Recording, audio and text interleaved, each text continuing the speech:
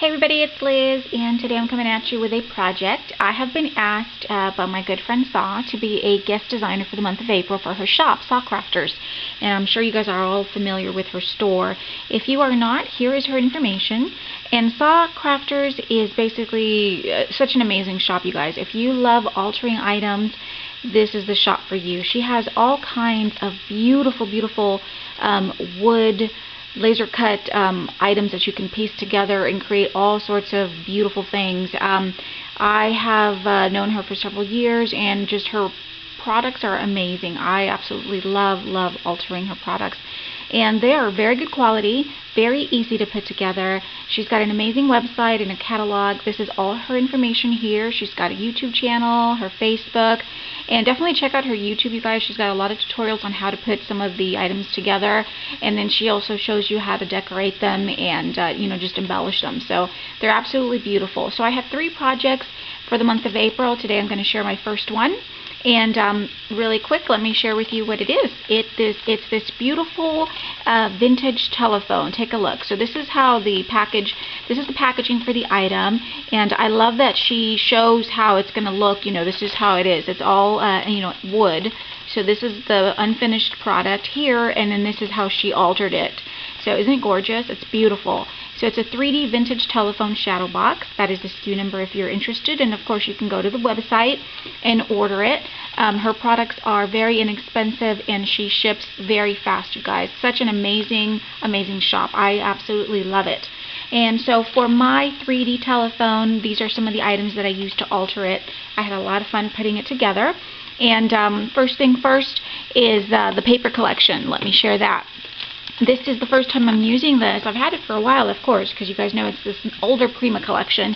It is Tales of You and Me, and I've had it for a while, but it's my first time actually using it, and I really love the vintage colors. I love all the beautiful roses, and of course you can't go wrong with Prima. So, of course, because it is a vintage telephone, I thought this would be just perfect. Sort of like a vintage, shabby chic look that I was going for my 3D phone. So that's the paper collection that I used.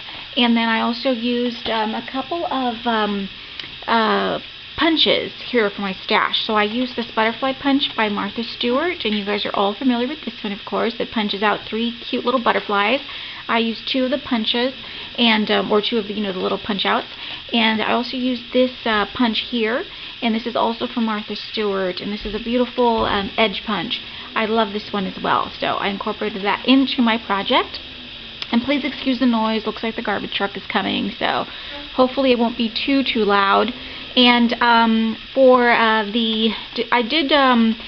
I inked all the pieces of my 3D telephone with this beautiful ink. It's called Victorian Velvet by Tim Holtz, of course, and it's a beautiful dusty pink, very shabby chic, if you will. And I just thought it went really well with the paper collection because it just brought out a lot of the pink tones. And I also used a strand of pearls for my stash. This is just a little strand. I think I got this at Hobby Lobby years ago. And then I used some pearls as well from my stash, and these are, I believe, from Michael's a couple years ago in the $1.50 bin. So as you can see, I used some of the pearls.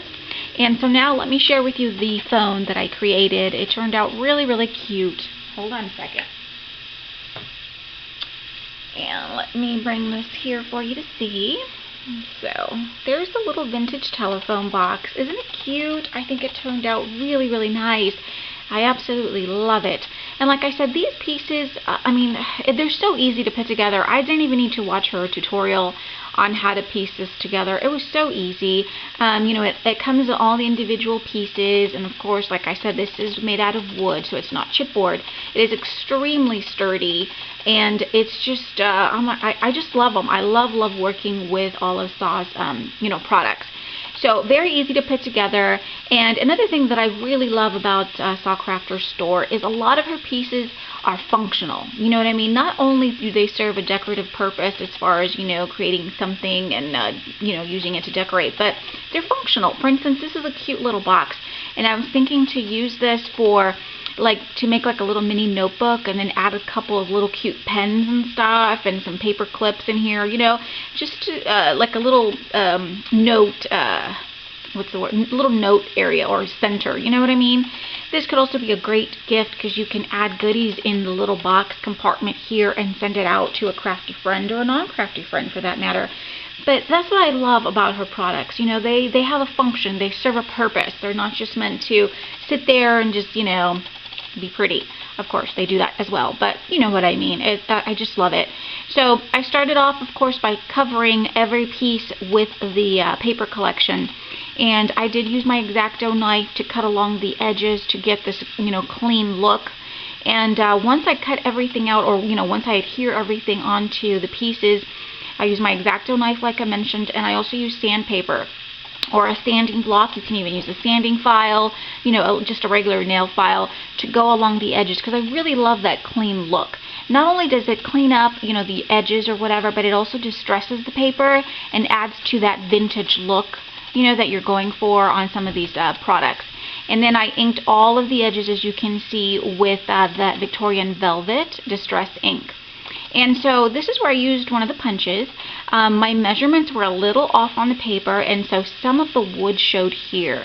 And so I was like, you know what, let me cover that up with a pretty little edge punch.